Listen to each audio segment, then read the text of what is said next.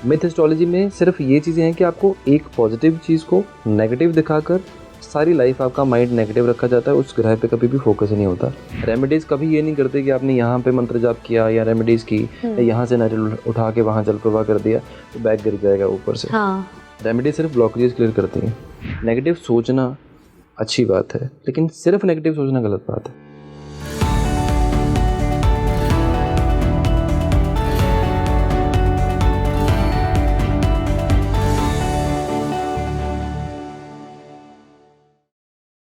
Hello नमस्कार, मैं हूं आपके साथ अर्शिका और आप देख रहे हैं स्पीकिंग ट्री। और आज मेरे साथ बहुत ही खास मेहमान हैं, famous astrologer Mandeep Chauhan ji. Welcome to Speaking Tree. और हम बहुत खुश हैं आप यहां पर हैं क्योंकि आज बहुत सारी चीज़ें जो हैं वो क्लियर होने वाली हैं। बहुत प्रैक्टिकल बात आज हम करने वाले हैं एस्ट्रोलॉजी को लेकर। जो भी चीज़ें लोग सोचते हैं, जो भी मिथ सोचते हैं, इवन अगर लोग किसी एस्ट्रोलॉजर के पास जाते हैं, रेमेडीज़ लेते हैं, रेमेडीज़ कितनी काम करती हैं, बहुत सारी चीज़ें हैं एस्ट्रोलॉजी में। आज सारी हम डिस्कस करेंगे, लेकिन एक प्रैक्टिकल अप्रोच के साथ कि एक्चुअल में एस्ट्रोलॉजी को किस तरह परस्यू करना चाहिए। अगर आप एस्ट्रोलॉजर के पास जा रहे हैं, अपनी प्रॉब्लम लेकर जा रहे हैं, तो क्या आपको सच में बिल्कुल सटीक उसकी रेमेडी मिलने वाली है या उसका सॉल्यूशन मिलने वाला है या नहीं, ये सब आज हम मनदीप से जानने वाले हैं। So let's start the conversation. सबसे पहले तो मैं आपसे ये जानना चाहूँगी कि एक ज़माना होता था जब एस्ट्रोलॉजी शुरू हुई थी जी, और आज एक ज़माना है जहाँ पे अगर आप किसी से भी रैंडम इंसान से बात कर रहे हो तो वो अपनी प्रेडिक्शन ऑलरेडी आपके लिए कर देता है, वो एस्ट्रोलॉजर होता है। बिल्कुल। तो ओल्ड एस्ट्रोलॉजी और न्यू एस्ट्रोलॉजी में जी आपके हिसाब से कितना डिफरेंस है, क्या क्या डिफरेंस आया है जनरेशन वाइज? जी देखो, mother of all occult sciences Vedic astrology है। ठीक है, वैदिक एस्ट्रोलॉजी का एक बेस की अगर हम बात करें ना, उसी में से सब चीज़ें निकली हैं। चाहे वो नक्षत्र की कोई बात हो या लाल किताब की बात हो या कुछ भी चीज़ें हो, क्योंकि पंचांग जो है वो ज़रूरी है हर एक एस्ट्रोलॉजी के लिए। आपको ग्रह नक्षत्र पढ़ने के लिए पंचांग की ज़रूरत पड़ेगी। And back of the all charts जो भी आप साइंस यूज़ कर रहे हो उसके पीछे पंचांग काम कर रहा है आपके लिए। नासा को शायद बहुत टाइम लगेगा समझने के लिए कि कितने साल आगे की कंडीशंस या प्रेडिक्शंस हमारा पंचांग विद इन अ सेकेंड कर सकता है। वैदिक एस्ट्रोलॉजी की कंडीशन ये है कि जब एस्ट्रोलॉजी लिखी गई या एस्ट्रोलॉजी के बारे में लोगों को पता चला, उस टाइम के सर्कमस्टांसेस चीज़ें बहुत डिफरेंट थी। डिफरेंट कैसे थी? जैसे जहाँ पे आप अपनी दिनचर्या जहाँ पे बिताते हो वहाँ पे ना तो उतने रिस्क थे, ना तो उतनी आपकी इच्छाएं थी, ना ही उतनी आपकी लाइफ में बीमारियां थी, ना ही आपको लाइफ स्पैन से जुड़ी हुई उतनी चीज़ें थी। स्ट्रेस कॉम्पिटिटिव नहीं था इतना माहौल। Exactly, right. Stress free life थी। ना ही, अगर नॉर्मल बात करें, ना ही इतनी गाड़ियाँ, ना ही इतने पोल्यूशन। सच बात है। तो वो चीज़ें आज की डेट पे जैसे जैसे एक सदी की अगर हम बात करें तो वो जैसे जैसे आगे बढ़ती गई, जैसे जैसे चीज़ें आगे चलती गई, हमारी लाइफ फास्ट हो गई बहुत ज़्यादा। अब फास्ट होने की कंडीशन पे इवेंट फास्ट हुए। जैसे फॉर एग्जांपल अगर आज की बात करें तो एक पुराने ज़माने में के कंपैरेटिवली आज की बात करें तो लड़कियों की कॉमन जो शादी की एज अभी है दैट इज़ 27-28 एवरेज। उस टाइम पे 18 साल, 16 साल, 14 साल, 12 साल भी थी। सुने हमने ऐसे केसेस, देखे भी हैं, है ना। तो अगर वहाँ से लेकर यहाँ तक लड़कियाँ इंडिपेंडेंट हो गई या लड़कियों ने वर्किंग स्टार्ट कर दी, लड़कियाँ प्लेन उड़ा रही हैं आज की डेट पे, एस्ट्रोनॉट्स भी हैं और सब कुछ हर कर तरह रही हैं, सब हर चीज़ें कर फील्ड रही में हैं। है। मेल्स की कंडीशन की बात करें, मेल्स अपनी लाइफ में बहुत सारी चीज़ों में चेंज कर गए या लाइफ अपग्रेड हो गई है, तो उन चीज़ों के कंपैरेटिवली आज की लाइफ को देखेंगे वो सुपर फास्ट हो गई, सुपर फास्ट। एस्ट्रोलॉजी में ना ओल्ड जो एस्ट्रोलॉजी है या पुराने ज़माने की बात करें तो एस्ट्रोलॉजी हमेशा से मेल डोमिनेटिंग साइंस रही है। जैसे जितने भी संतान योग बोले गए हैं वो संतान हमेशा उसमें मेल चाइल्ड को बोला गया है कि संतान योग नहीं है, इट मीन्स बेटा नहीं है। तो मेल डोमिनेटिंग साइंसेस रही हैं हमेशा से, क्योंकि मेल्स को हमेशा सुपीरियर दिखाया गया हर एक जगह पर। मतलब पहले जो सोच ये होती थी कि लड़का चाहिए, लड़का चाहिए, तो ये वाली चीज है कि संतान लड़के को ही हमेशा बोला गया था। ज्योतिष में संतान योग मतलब बेटा। क्योंकि संतान से मतलब वंश वृद्धि, वंश वृद्धि लड़के को ही माना जाता है। तो वो कंडीशंस उस टाइम पे ये चीज़ें थी, बट आज की डेट पे कंडीशंस आर डिफरेंट। ठीक है, तो वो जब चीज़ों को आप अंडरस्टैंड करोगे, चीज़ों को कोलैबोरेट करोगे, तो आपको ये समझ आएगा कि आज की लाइफ और उस लाइफ के स्पैन में भी डिफरेंस है, अगर वहाँ पे 120 साल 140 साल उस टाइम पे अगर जब एस्ट्रोलॉजी लिखी गई थी तब अगर बोला जाए तो इतने साल की अगर लाइफ थी, आज की डेट पे वो लाइफ आधी है, राइट, 50% है, लेकिन लाइफ इज सुपर फास्ट अगर उसके कंपेरेटिवली अगर हम देखें। ठीक है, पुराने ज़माने में एक चीज़ होती थी कि जिस घर में लड़की की शादी हुई है अर्थी वहीं से उठेगी। हाँ। अब एक थप्पड़ की आवाज़ अगर यहाँ से हो तो वो डिवोर्स तक चली जाती है। बिल्कुल। मैं नहीं बोल रहा कि आपको वायलेंस झेलना चाहिए, बट एक जेनरिक बात है। पेरेंट्स खुद बोलते हैं बेटा नहीं सुनने की बात आप वापस आ जाओ, जबकि पुराने ज़माने में ये चीज़ें नहीं होती थी। पेरेंट्स अपनी बेटी के घर पे जाके वहाँ पर जाकर पानी तक नहीं पीते थे। हाँ, कि बेटी के घर का पानी नहीं पीना ही बोला जाता है। हाँ, तो ये चीज़ें पुराने ज़माने की बात है। अब इन चीज़ों को आप ग्रहों से जोड़ लो या आज की कंडीशन पे जोड़ लो, जब तक हम अपग्रेड नहीं होंगे ना विद द प्रेजेंट सिस्टम या जो आपकी लाइफ की इवेंट्स हैं, वो चीज़ें आपको कनेक्ट नहीं होंगी। इसीलिए बहुत बड़ा डिप आ गया है एस्ट्रोलॉजी प्रेडिक्शन में, पुराने में और आज की डेट पे। आज की डेट पर फास्ट चलने वाली चीज़ें क्या हैं, जो भी एस्ट्रोलॉजी की साइंसेज हैं, लाल किताब बोल लो या नाड़ी बोल लो, विच आई प्रैक्टिस पर्सनली, उन दोनों की चीज़ें ऐसे हैं जहाँ पर आप लोग आज की लाइफ को कनेक्ट करते हो, आज की जो इवेंट्स हैं उन चीज़ों को कनेक्ट करते हो। जैसे एंड व्हाई नॉट वैदिक? मैं वैदिक में कुछ गलत नहीं है, वैदिक में कुछ क्रिटिसिज्म भी नहीं है मेरी तरफ से, मैं गलत भी नहीं बोलता, बट द थिंग इज कि चीज़ों को अपग्रेड करना ज़रूरी है। अगर आप फिक्स कंडीशन में लेके चलोगे कि आपकी कुंडली में ये है, आपका ये तो ऐसा ही होगा, ये टाइम ऐसा ही होगा, वो नहीं होती वैसी चीज़ें वैसी कंडीशन पे। अगर मान लो किसी ग्रह की महादशा 18 साल के लिए आ गई आपके पास, तो 18 साल बर्बाद नहीं रहेंगे। हर साल, हर महीना, हर दिन, हर घंटा अलग होता है आपका, है ना। आप 7 के 7 दिन आप सेम यूनिफॉर्म भी अगर आपकी ब्लू कलर की अगर मान लो कोट पैंट आपके पास है, लेट्स से आप किसी बैंक में काम कर रहे हो, तो भी आपने उसमें भी 3-4 अलग अलग रखे होंगे। आप सेम कपड़ा भी 7 दिन नहीं पहनते। और जो आज खाया है आपने वो भी आप तीसरे दिन नहीं खा सकते। तो हम 18 साल कैसे सेम मान लेंगे या 6 साल की दशा कैसे सेम मान लेंगे। तो चीज़ें अपग्रेड हुई हैं दुनिया में। देखो हर चीज़ के पीछे ना कुछ लॉजिक है, कुछ भी चीज़ है उस चीज़ के पीछे कुछ लॉजिक है। अगर आप किसी चीज़ को बिलीव कर रहे हो ना, तो उस चीज़ को प्रैक्टिकलिटी में लेकर जाओ, ना कि जो किताबों में लिखा है उस चीज़ के पीछे। किताबों से आइडिया हो सकता है कि इस चीज़ का रूट क्या होगा, यहाँ से निकल के हम कहाँ तक जा सकते हैं, रिसर्च कहाँ तक जा सकते हैं जी। लोग सिर्फ उतना ही समझते हैं जितनी चीज़ें उनको एक्सप्लेन करके बात ख़त्म कर दी जाए डरा के। हाँ। कहीं ना कहीं जब एस्ट्रोलॉजी की बात आती है और ग्रहों की बात हो रही है कि आपकी महादशा है, आपका ये है, मतलब बहुत सारी चीज़ें बोली जाती हैं, तो डर जो है वो ऑटोमेटिकली आ जाता है, एक ह्यूमन नेचर है। अगर आपकी प्रॉब्लम में, अगर मुझे कोई प्रॉब्लम है और मैं एक एस्ट्रोलॉजर के पास जा रही हूँ और उन्होंने मुझे इतना कुछ बता दिया, तो डेफिनेटली मेरे अंदर एक डर पैदा हो जाएगा। ठीक है। और उस डर को मैं आगे कैसे परस्यू करती हूँ अपनी प्रॉब्लम के साथ, ठीक है, वो एक बड़ा प्रॉब्लम क्रिएट कर रहा है। बिल्कुल है। तो आजकल ये बहुत ज़्यादा है, आप इसको किस तरह देखते हो? देखो डर तो बिजनेस है।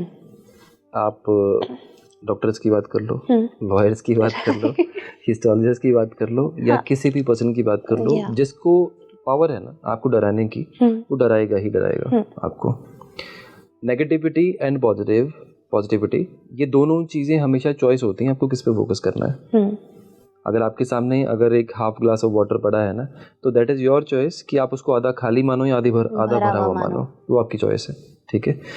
किसी भी पर्सन की जो डरा कर आपको कोई चीज़ बोल रहा है ना कि ये कर लो, ये होगा, ये जेमस्टोन पहन लो, ये वो पीके मूवी वाला रॉन्ग नंबर है ऑलवेज। ठीक है। क्योंकि डर की कंडीशन तो आपको पता है ऑलरेडी।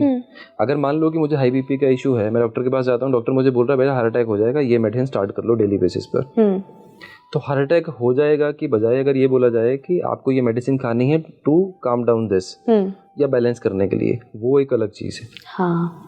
ज़बरदस्ती की कंडीशन में जब तक डर नहीं होगा आप कुछ खरीदोगे नहीं। और जिसको नहीं समझ आएगा कि उस चीज़ का सोल्यूशन कैसे, मान लो किसी का सोचने का दायरा इतना एक ब्रैकेट का है, वो उतने दायरे में ही आपको वो चीज़ बता सकता है, उतने दायरे से ही बता सकता है। अगर मेरे घर पे आज दाल चावल बने हैं ना, तो अगर आप मेरे घर पे आओगे तो मैं दाल चावल ही ऑफर करूँगा। राइट। और अगर आज की डेट पे अगर मुझे आपके घर पे आना है, आपके घर पे 2 डिशेस बनी है, अगर आप फ्लेक्सिबल हो तो आप जोमेटो करके कुछ और करके आप बुला के कुछ और भी कर लोगे। दैट इज़ योर कॉल कि आपको उस दायरे से बाहर निकलना है कि नहीं निकलना है। जब एक कॉमन पर्सन एक ऑलरेडी परेशानी में है, डरा हुआ है, उसको लग रहा है कि मेरा ये टाइम खराब है, आधे से ज़्यादा प्रॉब्लम्स तो हम खुद बड़ी कर लेते हैं। आप कभी रोड पे ट्रैवल करते हो ना, जाते हो, रॉन्ग साइड पे कोई गाड़ी आ गई, आपको डर लगता है एकदम ब्रेक मारने के बाद कि आप थोड़ा सा डर जाते हो, स्टीयरिंग हिल जाता है आपसे या ब्रेक लगाने में दिक्कत होती है। आपको ये डर है कि वो बीच में बजेगा तो एक्सीडेंट होगा, मेरा भी नुकसान होगा, उसका भी होगा। लेकिन जितना डर आपको लग रहा है उतना उसको भी लग रहा है, हाँ। हो रहा है ना उस चीज़ के बारे में। ये चीज़ें हम समझते नहीं लाइफ में। तो प्रॉब्लम सिर्फ इतनी सी चीज़ है कि एक पर्सन ऑलरेडी प्रॉब्लम में था, जिस पर्सन के पास गए उसने 2 नेगेटिव योग उसको बोले जिसकी उसको नॉलेज नहीं है, उसको ऑर्डर आया, उसने उसको कैरी फॉरवर्ड किया, वो और नेगेटिव हो गया। और आधे से ज़्यादा लोग तो आपकी बातें सुनकर ही आपको बताते हैं। हाँ। हमने ऑफ द स्क्रीन अभी स्टार्टिंग इसका करने से पहले मैंने आपको 5-6 चीज़ें बोली हैं। मेरे पास आपकी डेट ऑफ बर्थ नहीं है, मेरे पास आपका हॉरोस्कोप नहीं है, मेरे पास कुछ भी डिटेल नहीं है। इवन सॉरी टू से, जब आपने स्टार्ट किया मुझे नाम भी आपका तभी याद हुआ जी। और मैं फेस रीडिंग नहीं करता, मुझे नहीं आती। अब ये सब चीज़ें पता क्या चीज़ें हैं, ये वो चीज़ें होती हैं जब आप एक्चुअल में चीज़ों को समझते हो। कोई भी बंदा आपके पास आता है ना, तो बिफोर उस बंदे के कुछ बोलने से पहले अगर आपको वो चीज़ें पता है ना कि वो बंदा इन चीज़ों से जूझ रहा है ऑलरेडी, तो आप उसके सोल्यूशन पे काम करोगे, ना कि उसको डराने पे। हाँ। वो मोटिव होना चाहिए, आपका काम सॉल्यूशन देना है, ना कि डराना है। और बीइंग कस्टमर बोल लो या कॉमन मैन बोल लो, ले मैन बोल लो, आपका काम सिर्फ ये होना चाहिए कि सॉल्यूशन क्या है। आपका काम नेगेटिविटी पे फोकस करना नहीं है। अंधेरे के अंदर जितनी मर्जी आप और चीज़ें कवर अप कर लो, वो हमेशा छुपी रहेंगी। आपको सिर्फ एक रोशनी की छोटी सी वो चाहिए उसमें, वो आपकी उम्मीद है। जो भी आप रेमेडीज करते हो, जो भी चीज़ें करते हो, वो उससे निकलेंगे। लेकिन जैसे आपने रेमेडीज़ की बात छेड़ी, यहाँ पर रेमेडीज़ बहुत अलग अलग तरह की बताई जाती हैं। अगर एग्जांपल ले लें कि अगर मेरे पास पैसे नहीं हैं और मैं किसी के पास गई हूँ और उन्होंने मुझे बताया कि आप इतने इतने हज़ार का, इतने इतने लाख का ये ले लो, कि इससे आपकी प्रॉब्लम सॉल्व होने लग जाएंगी जी। अगर मैं लाख का वो ले रही हूँ तो मुझे प्रॉब्लम है ही नहीं ना। बिल्कुल ठीक है, ये वाली चीज़ है। ठीक है।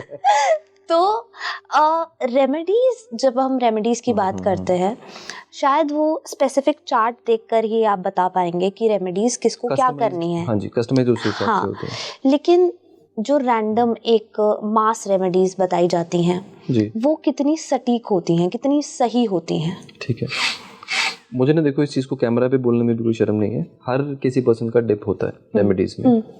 मेरा भी है 10-12%, बाकियों का भी होगा। जो बोलते हैं 100% काम करती है, गारंटी है, ये है, वो भी नहीं होती किसी के लिए। 100% कभी नहीं होती। डॉक्टर्स भी फेल होते हैं। हाँ, वो डेथ सर्टिफिकेट पहले साइन कराते हैं। हाँ, yes. तो देखो, जो रेमेडीज की जहाँ तक कंडीशन की बात है ना, जेमस्टोन की बात कर लें, वो किसी पेरेंट को एम्पावर करना है। आप मान लो कि आपको कोई लेट से आपको वॉमिट्स आ रही हैं, तो पहले क्या करोगे, आप प्रिकॉशन के लिए रेमेडी वो करोगे, मेडिसिन लोगे, टैबलेट, लेट से XYZ आपने ले ली कोई भी मेडिसिन। उसके बाद आपको 1 घंटे बाद फिर वॉमिट आई, तो आप उससे स्ट्रॉन्ग लोगे, mg बढ़ा दोगे उसका पावर। फिर भी नहीं हुआ तो फिर you will call for injection. अब इनमें क्या है, gemstone is injection only last condition पे। तो अब इंजेक्शन की बात जब आप करोगे, तो वो आपको पता होना चाहिए कि इंजेक्शन सही कौन सा है। इंजेक्शन तो 10 पड़े हैं आपके पास। हाँ। आप रैंडमली आयरन के भी नहीं ले सकते, आयरन टैबलेट्स भी रैंडमली नहीं ले सकते आप, लेकिन आपको पता होना चाहिए कि आपको कौन सा चाहिए उस टाइम पे। आप इसी कंडीशन में कोई भी पर्सन अगर 1.5 लाख रुपए, 1 लाख रुपए कोई जेमस्टोन खरीदने के लिए ऑलरेडी एग्री करता है, रेडी है, तो उसके पास पैसे हैं भाई, क्यों है आपके पास वो, जो आपने बोला। अगर किसी के पास नहीं चीज़ें हैं, तो उसका सोल्यूशन ऐसा होना चाहिए कि वो जो उसके घर पे पड़ा है या वो कॉमनली अवेलेबल है, वो उन चीज़ों से रेमेडी कर सके, सो दैट उसको थोड़ा रिलैक्सेशन हो। रेमेडीज़ कभी ये नहीं करते कि आपने यहाँ पे मंत्र जाप किया या रेमेडीज़ की, या यहाँ से नारियल उठा के वहाँ जल प्रवाह कर दिया तो बैग गिर जाएगा ऊपर से। रेमेडी सिर्फ ब्लॉकेजेस क्लियर करती हैं। जैसे पानी का फ्लो होता है ना, एक डैम आपने देखा होगा कोई भी, तो पानी जितना जो पीछे स्टोर है ना, उसको अगर तोड़ दिया जाए वहाँ से सेंटर में से, तो वो बाढ़ ला देगा एकदम से। तो वो क्या करते हैं, थोड़ा थोड़ा गेट को ओपन करते हैं, जिससे आगे की रिवर्स चलती रहती है, वो फ्लो मेंटेन रहे। रेमेडी वो थोड़ा सा गेट ओपन करती है धीरे धीरे रास्ता बनाने के लिए। ओके, वो ये नहीं करेगी कि बाढ़ आ जाएगी या ये हो जाएगा वो हो जाएगा। रेमेडी का काम सिर्फ इतना है कि आपकी ब्लॉकेजेस को क्लियर करें, धीरे धीरे उन चीज़ों को आगे बढ़ाएं। रेमेडीज़ के पीछे फेल होने का रीज़न सिर्फ ये होता है, या तो असेसमेंट गलत है या फिर आपको रेमेडी गलत दी गई है। 2 ही चीज़ें हैं। सेम वे आपने अगर मेडिसिन खाई है तो उसका एक्शन रिएक्शन कुछ तो होना चाहिए। ऐसे तो नहीं हो सकता हमने मल्टीविटामिन खाया है तो वो चल रहा है 3 महीने में कुछ पता चलेगा, ऐसा नहीं होता। नेगेटिव पॉजिटिव कुछ ना कुछ होगा। समटाइम हम फोकस ये करते हैं, जैसे मान लो आपको EMI देनी है कोई भी, तो आप फोकस इस चीज़ पे कर रहे हो कि मुझे EMI का पैसा आएगा, या मुझे सैलरी में इंक्रीमेंट मिलेगा, या मुझे बोनस मिलेगा इस साल का, या मुझे एक्स्ट्रा मनी कहीं से आएगी, या मेरे फंसे पैसे आ जाएंगे। रेमेडीज करने के बाद कुछ फिक्स्ड कंडीशन ये नहीं होती कि मुझे एक कप में कॉफ़ी पीनी है या उस ग्लास में कॉफ़ी पीनी है। नेचर ने रास्ता इन दोनों के बीच में से कुल्हड़ से भी निकाल सकती है। समटाइम हम क्या करते हैं, वी आर फोकस्ड कि इस बंदे से पैसे लेने, हमें इससे ही आने चाहिए, हम उस पर फोकस करते हैं। अब कंडीशन ये भी तो हो सकता है ना कि कोई और बंदा आपके थ्रू, नेचर ने रास्ता बनाना है आपके लिए, रेमेडीज हमेशा रास्ता बनाती हैं, इसके अलावा और कोई भी कंडीशन नहीं है। और जो रैंडमली जो होती हैं रेमेडीज, जैसे मास रेमेडीज़ की आपने बात करी, मैं भी देता हूँ, बाकी भी देते हैं, उन सब के पीछे कॉमन सेंस है। एक ग्रह को बैलेंस जब किया जाता है तब आपको रिजल्ट मिलने शुरू होते हैं। बट जब आपको ग्रोथ चाहिए, मैसिव ग्रोथ चाहिए, फिर आप कस्टमाइज चीज़ों पे आते हो। उन चीज़ों में नॉर्मल लाइफ में जिस बंदे को रेमेडीज असर नहीं करती, उनकी प्लैनेटरी कंडीशंस टफ होती हैं। जैसे आपका इस टाइम पे मान लो कि ट्रांजिट की कंडीशंस या ग्रह गोचर आपका खराब चल रहा है, तो आप रेमेडीज 100 कर लो, 500 कर लो, वो नहीं काम करेंगे आपके लिए। आपको कस्टमाइज जाना पड़ेगा कि आपको इस कंडीशन पे इस ग्रह का सोल्यूशन करना पड़ेगा, वो ब्लॉक क्लियर होगा तो आगे की बात बनेगी, तो रेमेडीज काम करेंगी उस चीज़ पे। और हर कुंडली में ग्लिच होता है, मैंडेटरी है, होगा ही, हर में होता है। आपका जन्म हुआ है तो कर्म है ना आपका, तो ग्लिच के बिना तो आपका जन्म भी नहीं हुआ, नहीं हो सकता, राइट। तो वो चीज़ है, आपको वो जब तक वो ग्लिच समझ नहीं आता कि आपकी कुंडली में कौन सा ऐसा ग्रह है जो कुंडली को गांठ मार के बैठा है, उसको खोलना जरूरी है, उस चीज़ को ठीक करना जरूरी है, तब वो चीज़ें आपके लिए ठीक होंगी। ऐसे चलती है रेमेडीज। लेकिन अगर मान लीजिए कोई नॉन बिलीवर है, लेमैन है, वो मानता ही नहीं है इन सब चीज़ों को, आप करते हो बिलीव? 50-50। अच्छा, ठीक है। लेकिन अगर आप बिल्कुल भी मानते नहीं हो और आप एक रैंडम रेमेडी सुन के ट्रायल बेसिस पे जा रहे हो कि हाँ चलो लेट्स डू इट, देखते हैं होता है या नहीं होता है, ठीक है, तो तब भी वो रेमेडी काम करेगी। मतलब एक बिलीफ है ना आपका उस चीज में। Hit and trial condition astrology में नहीं चलती। ओके। अगर आपका फेथ नहीं है तो कुछ भी नहीं होगा। एक ना मूवी आई थी पुरानी, करिश्मा कपूर की, और एक साउथ के शायद कोई एक्टर थे, उसमें उसको ना गाजर की छोटी छोटी गोलियां बना के देते हैं वो मेडिसिन, मुझे नाम भूल गया क्या है। तो बिलीफ सिस्टम जहाँ पर होता है ना, वहाँ पे मिट्टी की गोलियाँ, इन चीज़ों की गोलियाँ भी काम करती हैं, बिकॉज यू बिलीव कि वो चीज़ें आपके लिए ठीक होंगी। हाँ। एक जब कोई इंसान जब बीमार होता है ना, ICU में होता है, जब वो जीने की इच्छा छोड़ दे तो वो अपनी लाइफ में और डाउन होता है हेल्थ में, उन चीज़ों में। और जब आपका एक जीने की इच्छा है उन चीज़ों के हिसाब से, या आपका बिलीफ सिस्टम है, तो वो चीज़ें आपके लिए डबल फोर्स से काम करती हैं। डाउट के साथ की हुई चीज़ें मैनिफेस्ट करना हो या कुछ भी हो, ये कभी भी पूरी नहीं होती। और हिट एंड ट्रायल कभी भी लाइफ में किसी भी चीज़ में आप लगा लो, वो नहीं होता। आपको पता है एक डिफरेंस, एक जो बिल्कुल एक बंदा रिचेस्ट पर्सन है उसके थॉट प्रोसेस में और एक कॉमन पर्सन की या मिडिल क्लास बंदे के थॉट प्रोसेस में क्या डिफरेंस होता है? वो बंदा क्यों राइज करता रहता है और कॉमन बंदा राइज क्यों करता है? क्यों? तो मैं आपसे क्वेश्चन पूछता हूँ, मेरे पास कोई लेट से ऐसी स्कीम है कि आप 50 लाख रुपए लगाओ तो 2 साल में वो 3 करोड़ हो जाएंगे। आपके माइंड में पहला क्वेश्चन क्या आया? कि 50 लाख कहाँ से लाऊं? और दूसरा, अगर मैं नॉर्मली सोचूं तो मुझे लगेगा कि क्या शायद कोई फ्रॉड है या कैसे होगा। ठीक है। थर्ड क्वेश्चन आपके माइंड में ये होगा अगर डूब गए तो? हाँ, ठीक है, चले गए सारे पैसे तो। ठीक है। अगर यही चीज़ अगर किसी भी वैसे लेवल के बंदे को पूछी जाए जिसको ये बोला जाए कि 50 लाख रुपए लगाओ 3 साल में इतना हो जाएगा, वो उसको ना ये नहीं पूछेगा कि वो चीज़, वो ये पूछेगा इन्वेस्टमेंट कैसे होगी। वो उसके बारे में नेगेटिव नहीं होगा। अप्रोच कैसे रखनी है सामने, अप्रोच कैसे रखनी है, आपका थॉट प्रोसेस क्या है। मैंने अभी बोला नेगेटिव एंड पॉजिटिव, हमेशा दोनों चीज़ें हमारे सामने होती हैं, लेकिन चूज क्या करना है वो हमारी चॉइस है उन चीज़ों के अकॉर्डिंग। राइट। मैं ये नहीं बोल रहा हूँ कि अंधाधुंध कहीं पे भी कुछ भी पैसे डाल दो या कुछ भी करो या रिस्क लो लाइफ में, कुछ भी करो लाइफ में। इट इज़ ऑल अबाउट जब आप चीज़ों को टैकल करते हो ना, चीज़ों को समझते हो। नेगेटिव सोचना अच्छी बात है, लेकिन सिर्फ नेगेटिव सोचना गलत बात है। सिर्फ नेगेटिव सोचना बहुत गलत बात है। आपकी लाइफ ना दो तरह से काम करती है हमेशा। एक जो आपको नेचर ने देना है, एक जो आप नेगेटिव सोच के मंगवा लेते हो। हाँ, क्योंकि आप उसको पोक कर रहे हो बार बार। हाँ बिल्कुल पोक कर रहे हो। आप नई गाड़ी लो कभी, 6 महीने के बाद ना गाड़ी के अंदर बैठ के बोलना शुरू कर दो आप कि मैं ये गाड़ी बेच दूंगी, मुझे अच्छी नहीं लग रही, कंफर्टेबल नहीं है। आपको नई गाड़ी खराब करना शुरू कर देगी। कभी नोटिस करके देखना इस चीज़ को। मैं ये नहीं बोल रहा गाड़ी में जान है या गाड़ी सुनती है, पर नेचर 24 घंटे रिकॉर्ड कर रही है जो आप बोल रहे हो। हाँ 24 घंटे कर रही है। बट आई डू दिस, मैं ये वाली चीज़ करती हूँ, मैं अपनी चीज़ों से बात करती हूँ। मतलब अगर ये रैंडम पेन है तो मैं इससे बात करते हुए ही काम करूँगी। बिल्कुल ठीक है, बहुत अच्छी बात। तो वो एनर्जीज कहीं ना कहीं वो फ्लो होती हैं। हाँ डेफिनेटली होती है। देखो जिस पर्सन को ना अपने काम से प्यार नहीं है, प्यार वर्ड छोटा है, इश्क नहीं है, हाँ। वो बंदा कभी भी लाइफ में सक्सेसफुल नहीं हो सकता। और जिस पर्सन को अपनी लाइफ में सक्सेसफुल होना है या आगे बढ़ना है जी, अगर उसके सपने सांसों से ज़रूरी नहीं है तो वो सक्सेसफुल नहीं हो सकता। बहुत सुंदर बात बोली है आपने। बिल्कुल, ये बहुत ज़रूरी है, अपने काम को प्यार करना जी, बहुत ज़्यादा ज़रूरी है। लेकिन यहाँ पे हम बिलीफ की बात कर रहे हैं जैसे, और एस्ट्रोलॉजी में बहुत सारे मिथ भी हैं कि लोग कुछ भी समझ रहे हैं, कुछ भी चल रहा है। और आज के सिनेरियो की बात करें तो वैसे ही बहुत कुछ हो रहा है जी। तो फिर तो मिथ जो हैं वो भी पॉजिटिवली काम करेंगे। हाँ करेंगी। मिथ्स होती क्या है? नेगेटिव। मिथ क्या है आपका? अंधविश्वास। अंधविश्वास ही होता है जी। अंधविश्वास में ये नहीं बोल रहा कि सो एंड सो एक्टिविटी करने से ये चीज़ हो जाएगी। मिथ एस्ट्रोलॉजी की, जैसे चलो हमारा तो कोर सब्जेक्ट ही एस्ट्रोलॉजी है। मिथ एस्ट्रोलॉजी में सिर्फ ये चीज़ें हैं कि आपको एक पॉजिटिव चीज़ को नेगेटिव दिखाकर सारी लाइफ आपका माइंड नेगेटिव रखा जाता है, उस ग्रह पे कभी भी फोकस नहीं होता। मतलब जो प्रॉब्लम क्रिएट कर रहा है ग्रह, उस पर कभी फोकस नहीं होगा, कभी भी नहीं होगा। ओके।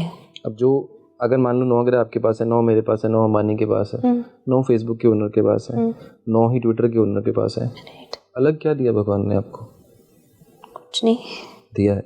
क्या? मेंटल फ्रीक्वेंसी, सोचने का तरीका, सोचने की तरीका, राइट, वो अलग दिया है। उतने ही ग्रह हैं आपके पास जितने मेरे पास हैं, उतने ही ग्रह हैं किसी और के पास जितने किसी और के पास है। इट इज़ ऑल अबाउट हम चीज़ों को क्या समझते हैं, कैसे समझते हैं। चूज़ वाइजली, जो भी आपको चीज़ें देखनी है, समझनी है, अट्रैक्ट करनी है, वो चीज़ें बहुत ध्यान से समझो। 9 ग्रहों में से किससे काम लेना है, पैसा कौन कौन दे सकता है, आपकी लाइफ में हर्डल्स कौन पैदा कर सकता है, इन चीज़ों को समझने के लिए एस्ट्रोलॉजर की ज़रूरत है। तभी आप चीज़ों को बेटर वे में अपनी लाइफ में ड्राइव कर पाओगे। एस्ट्रोलॉजी आपको सिर्फ एक रोड मैप देती है, चेंज कुछ नहीं करती। रेमेडीज़ करो, अच्छी चीज़ों को एम्पावर करो, बढ़ाओ, और जो नेगेटिव चीज़ें हैं उनको डाउन करो, सिर्फ इतना। मेरे दिमाग में बस एक ऐसी ख्याल आया है कि हम अगर दोष की बात करते हैं एस्ट्रोलॉजी में, बहुत सारे दोष हैं, बहुत सारी चीज़ें होती हैं जो नेगेटिवली काम करती हैं। राइट।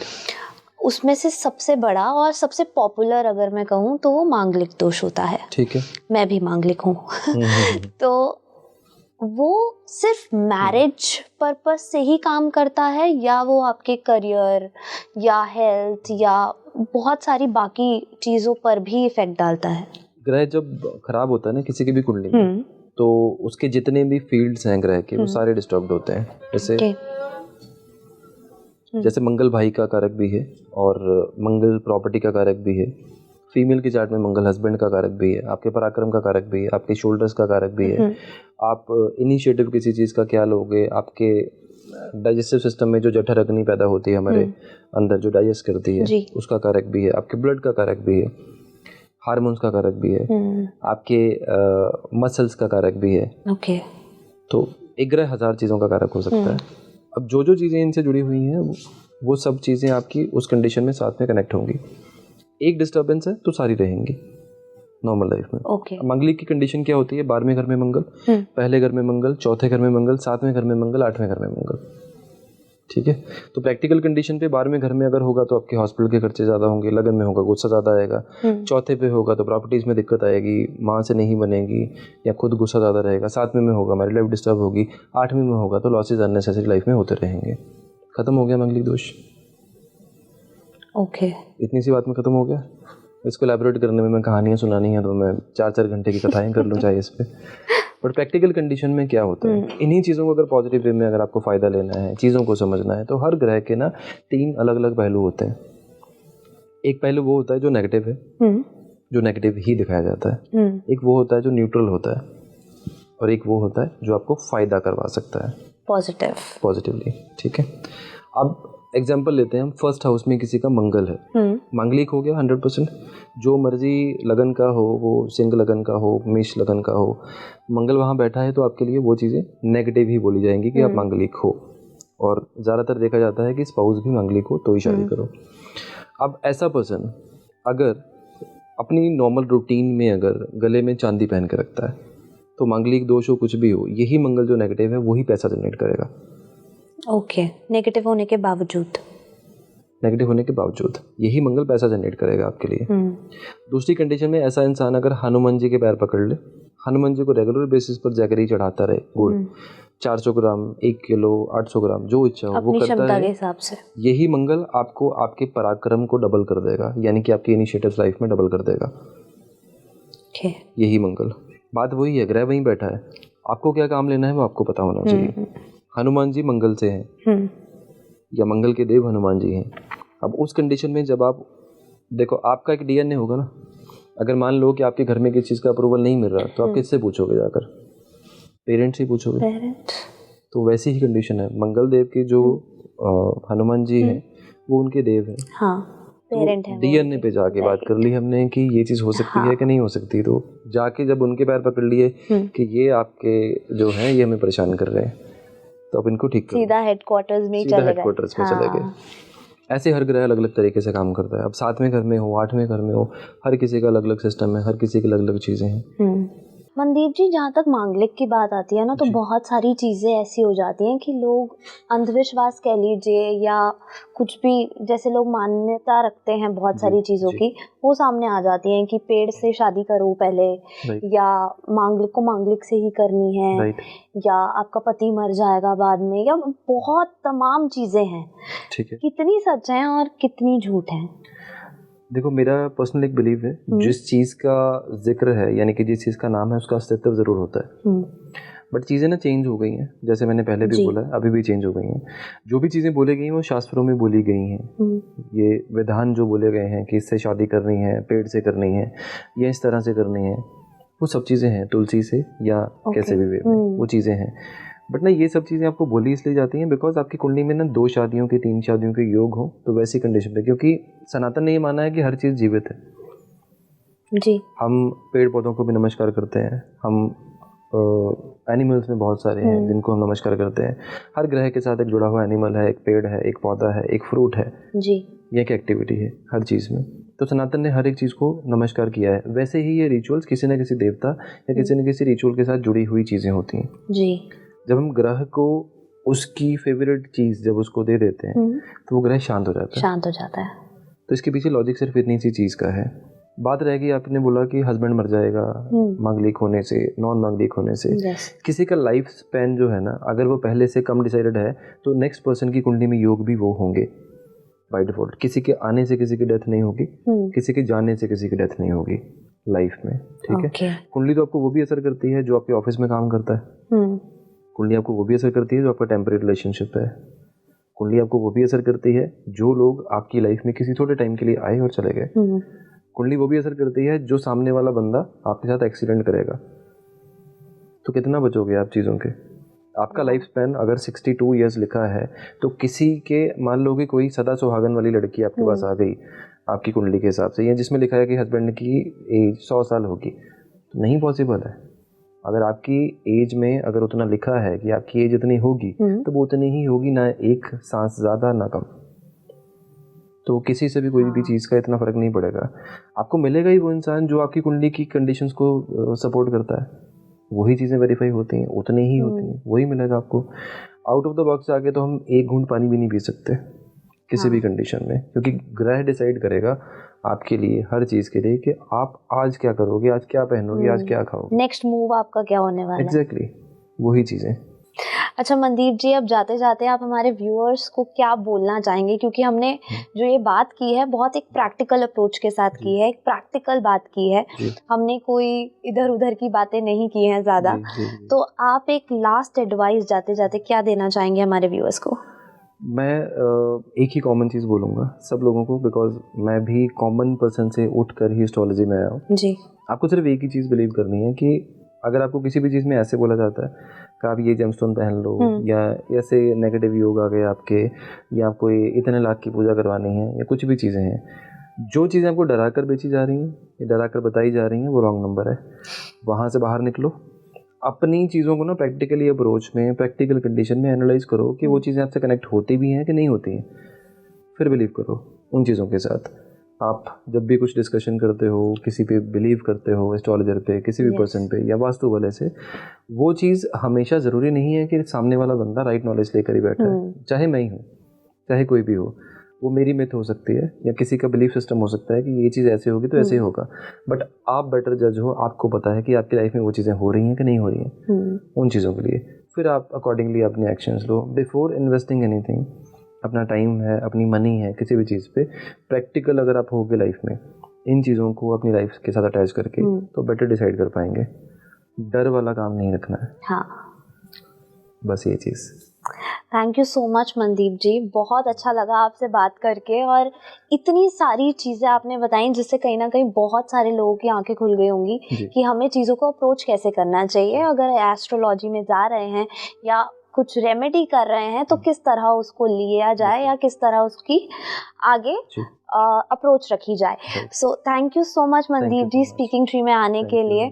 और मैं आप सबसे गुजारिश करना चाहूँगी, अगर आपको ये पॉडकास्ट पसंद आया हो तो कमेंट कीजिएगा। अपनी प्रॉब्लम्स अगर आपकी कोई हैं, आप मनदीप जी से शेयर करना चाहते हैं, स्पीकिंग ट्री के साथ शेयर करना चाहते हैं, तो कमेंट बॉक्स में ज़रूर बताइएगा। लाइक करना मत भूलिएगा, शेयर कीजिएगा अपने दोस्तों के बीच, फैमिली के बीच, और देखते रहिए speaking tree. Thank you so much.